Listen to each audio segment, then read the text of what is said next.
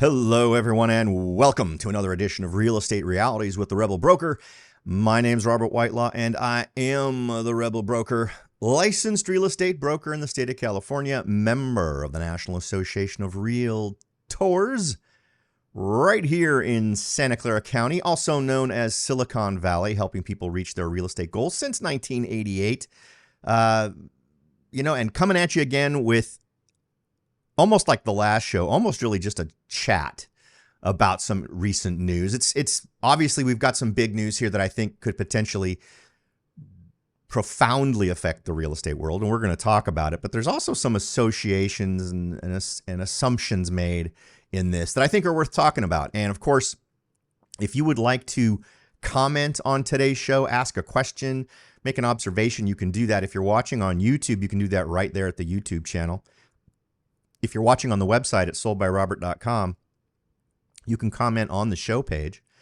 And of course, if you're listening on the podcast, head on over to Sold by Robert, and you can either go to the show page or you can just message me directly by clicking on that contact button.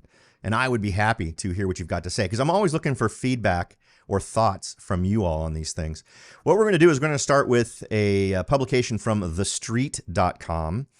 An article titled "Bankruptcies Are Up 216% and we aren't even halfway through 2023." And while that little chunk of data is absolutely worth pausing for a minute and thinking about, there are some, I guess we could use this as an example of how to read an article critically as you're going through it, particularly if you're someone who paid a lot of attention in the last downturn, because there are some interesting assumptions and assertions made in this article that I think are worth talking about, maybe even challenging a little bit. So let's go ahead and get into it. The article's subtitle here is "Chilling New Data from the S&P Shows Corporate Bankruptcy is Soaring, Yet the U.S. is Not Technically in a Recession." And I would argue that is a distinction without a difference at this point. I get that a recession is officially 2 negative quarters of GDP. But we've really got things on slow simmer here in terms of things not going well.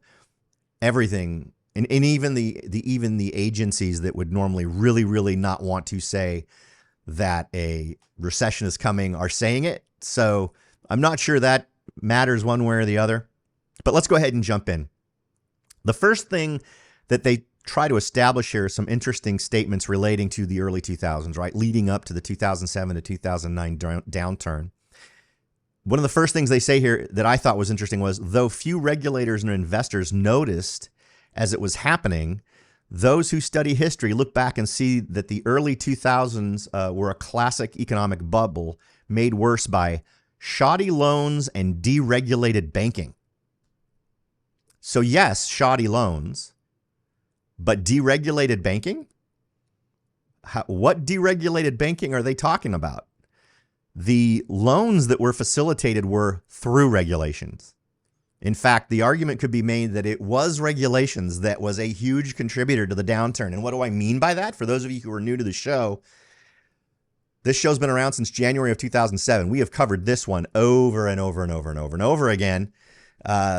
This was absolutely facilitated by lending regulations. If you wanted to be a conforming loan, and by conforming, that meant you could then hand off the loan to Fannie or Freddie or FHA, whatever, get rid of the loan, get rid of the risk for the loan, you had to check certain check marks. Well, all of those check marks were defined by Fannie, Freddie, the FHA, right? So if you wanted to make a loan, if you wanted to underwrite a loan that you could then get rid of and therefore not hold the risk on, you had to follow certain regulations. If banks were required to hold on to their loans, and I'm not suggesting that that's what should happen, but if a bank knew it was on the hook for the risk of their loan, you can bet lending would have been different. So that was absolutely not deregulated banking. And if someone disagrees with me, if there's a banker out there who lived through this and is just whispering to yourself, Robert, you're completely off base, here's the deregulation that did this, I would love to know more, because that's not what I saw. I was in there actively doing this stuff at the time, and all of these, the securitization of loans, right, which was another element. Subprime loans were created into security, trade on the internet or trade on the exchange things, and this was all done by politicians in Washington and by FHA and Fannie and Freddie. They were all underwriters of this movement to do such a thing. And through the regulations they created for making a conforming loan, totally pushed for subprime lending. The big stat they were pushing was all these groups that were underrepresented previously that now had home ownership because of the regulations. And we can go all the way back to 1995, the mid 90s, when it really started to get going. The Community Reinvestment Act in the 70s was pushing for banks to loan to underrepresented groups and minorities. And it didn't really have any teeth until 1994, 1995, when a bank on the East Coast tried to open another branch and the government wouldn't let them until they changed their lending practices to embrace more lending to underrepresented groups. And regardless of whatever underrepresented group you want to talk about, we're talking about subprime lending to people who are less qualified in the lending world. And that's when this stuff all started to happen. By the time we hit 1999, 2000, this crazy lending stuff started to take off, and it just ramped right up to 2007. So that's one thing I take issue with immediately. And I know nothing about The Street. The Street is a publication I don't use a whole lot. They happened to make it into my news feed at some point, and I saw this one, and after reading just that second paragraph, I'm like, okay, there's a little bit of a slant here that I'm not sure makes a whole lot of sense. The next thing here was the real pain, of course, was felt after the initial collapse. U.S. households' wealth fell $11 trillion in 2009, and unemployment peaked at 11% in October of that same year. Shockwaves affected minorities disproportionately and radiated around the world. Well, why? Because the system emphasized loaning minority groups more money instead of educating minority groups on good financial practices. And that's always been my complaint. I was there on the ground when this was happening. I was watching people suffering under debt that they couldn't manage.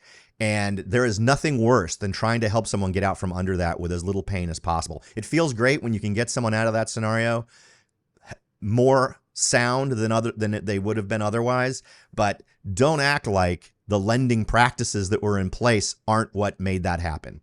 Those folks' lives were financially ruined because instead of making sure they had the knowledge and the skills to navigate that world, they simply gave them the money. And that was all part of regulations in banking that really forced subprime lending. So let's not pretend. Let's really address the real problem. Next, bankruptcies, and this is really the meat of it because this is today now, right? We're not talking about the last downturn. We're talking about today. Data shows 236 bankruptcies were recorded through the end of April 2023. 109 had been recorded over the same time period in the previous year. UBS also found in a recent study that bankruptcies worth $10 million or more had a rolling average of about 8 per week. So that's bad, right? Individual bankruptcies are bad, but at least the mushroom cloud of bad financial things is contained to one family or one individual, right? When you have companies losing like this, those are all jobs. How many of these companies, how many of these 236 bankrupt companies, how many on average people lost their jobs as a result of those bankruptcies? Right? Some bankruptcies, maybe they didn't. Maybe I'm sure this probably counts just bankruptcies, so that might be a reorganizational bankruptcy. There's different kinds of bankruptcies where the company doesn't go away. Chapter 11, there's different versions. So I'd love to know what's the unemployment number that goes along with that. How many people actually lost their jobs because of these bankruptcies? That feeds the beast, right? That feeds the downturn beast in terms of the overall market coming down. And that would drag real estate right down with it as folks do the same things companies do, right? When companies out there in the world start to fear a recession is coming, and they all do, and they're all doing this, they stop hiring full-time people. They stop investing in growth and infrastructure and research and development. Why? Because frequently companies that do that need to borrow that money, and it's just too expensive to borrow that money right now. So these higher interest rates are actually feeding a potential recession because banks don't want to borrow, or businesses don't want to borrow any money at these rates. So as that is happening, and we see unemployment potentially increased by bankruptcies, that continues to feed the recession beast, right? Banks, quote, banks are battening down the hatches, hogging their bailout money instead of lending it out, he continued, adding small business surveys reveal the biggest deterioration in lending since the 2008 crisis. And I think that's an interesting take. I'm not sure that's right or wrong, because the bottom line is the only way banks make money is lending it, right? Banks don't make money by holding it. Banks charge you an interest rate. So it seems to me that it doesn't equal less money being lent. It seems like it equals less money being lent to underqualified borrowers or to less qualified. You may be a perfectly qualified borrower, but if they're going to lend money in a time like this where they're concerned, they would lend it to someone who is more highly qualified, right? That would be the thing.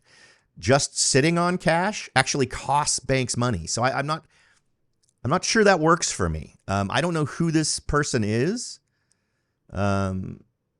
Researcher and economist Peter St. Ong boiled the situation down in a video, blaming the problem on one key facet: banks aren't lending. And I'm not sure if it's banks aren't lending or banks aren't lending to the folks he's most focused on. Because again, banks make money by lending it. They don't make money by sitting in their account. Because remember, money costs them money, right? The bank borrows money from the Fed at prime, and then they lend it out at more than that, right? So there's the percentage difference between what the money costs them and costs you is how the bank makes money, right? Or am I fundamentally wrong? I mean, I've been operating on this assumption for a really long time, but that's how banks make money. So this doesn't pass the sniff test for me. They may be tightening the belt in terms of the qualifications they're expecting for their borrowers, but I don't expect banks to be sitting on piles of money in the bank while they're paying for that money, right? Doesn't seem to make sense to me. He goes on to say that credit crunch means not only do we get bankruptcies like in any recession, on top of what we get of that, we get a lending wall that cuts off even the healthy businesses. Of course, their jobs go down with them. Okay. I'm not sure that that's true of healthy businesses. I mean, and anecdotally, I know local businesses that have gotten loans. Of course, the ones I'm thinking of aren't startups. These are ones that have been around for a while.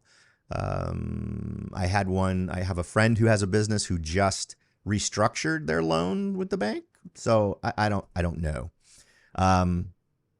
According to this individual, major banks are now setting aside loss reserves. So Citi doubles theirs. Morgan Stanley quadrupled the money they set aside to cover failed loans. So perhaps what we're talking about here is money that exists outside of the borrowed money from the Fed, the money they get from the Fed. These are profits from what they made on loans that were paid back, and they're holding onto those funds and not putting them back into the pool of funds to be loaned. That's distinctly possible, and that may be true. Let's see. But we aren't even in a recession. And this is where they point out we're not technically in a recession. But boy, for those of us out here in the real world, sure does feel like a recession. It does not feel good. Quote, some experts and researchers believe that the Fed's past easy money policy, coupled with the failing of multiple banks and extreme hesitancy by those that remain, may set up the average American consumer for a combination credit crunch plus recession. Now, I don't know why I didn't. Did I not? Here we go. I just didn't highlight it. Quote, keep in mind, all of this is before the recession officially begins. Quote, we are still seeing the consumer floating the gig on credit card debt, which is also true. We're seeing an increase in the amount of credit card debt that individuals are taking on. So let's sort of lay it all out there. We've got a scenario where more and more people are likely to be out of work as we see a surge in the number of companies that go bankrupt. We see more people taking on credit card debt, which is ridiculous. We talked about this on a show a few weeks ago where, I mean, my son, who I've tried to train up as a fiscally responsible guy, just wanted to call me and calibrate himself to say, because he's had a credit card that he's never keeps a balance on. So he's never really paid much attention to this. But he was looking around for a good credit card that made sense for someone who is building their credit history. And he was bouncing off of me this idea that, Dad, the best interest rate I can find on a credit card is like 16%. The average seems to be 19%. Does that jive? I'm like, yep, that's kind of what they do, which is why you should never carry a balance on your credit card. So it's insane. It's an insane amount of interest, and it's insane debt to accumulate. And I would hope more people would not do it. But see, as we see this, and as we analyze how this is going to affect the market moving forwards, because remember, I recently did market reports on what happened in April. We're going to be doing a coffee and real estate in just 5 days. Today's the 15th. We're going to do one on the 20th, Saturday the 20th. You might want to join me for that. Head on over to soldbyrobert.com. Scroll down a little bit. Right there in the middle is a link to this month's coffee and real estate, where we will talk bird's eye view of the entire county and the entire South County of where things are. But April is the peak month, typically. If you look back historically, April's it. So it's all downhill from April in terms of what the market does locally. And in many other areas, it's the same thing. So it has gotten as good as it was going to get in the month of April. Now, we'll see. Maybe I'll end up being wrong. Maybe May will surprise us and we will not perform as we've historically seen in past years, and things will be wonderful and fantastic. But as I said last time, the headlines are wrong. The headlines are telling you everything should be fine in 2023. And given this reality, and given the reality of what we've seen in the marketplace, it doesn't seem to say that, or at least it sure doesn't say that for those of us who live in the Bay Area of California. All right. As always, the goal is to leave you with more knowledge on the table than I take up in your time. Absolutely hope we've accomplished that this time around. Definitely some things to think about. I'd love to get your feedback. Again, reach out to me at soldbyrobert.com or therebelbroker.com or on the YouTube channel or wherever else that you feel comfortable. You can also find me on Twitter and Instagram if you'd like to check me out there. Thanks again for listening, everybody. I'll talk to you all next time.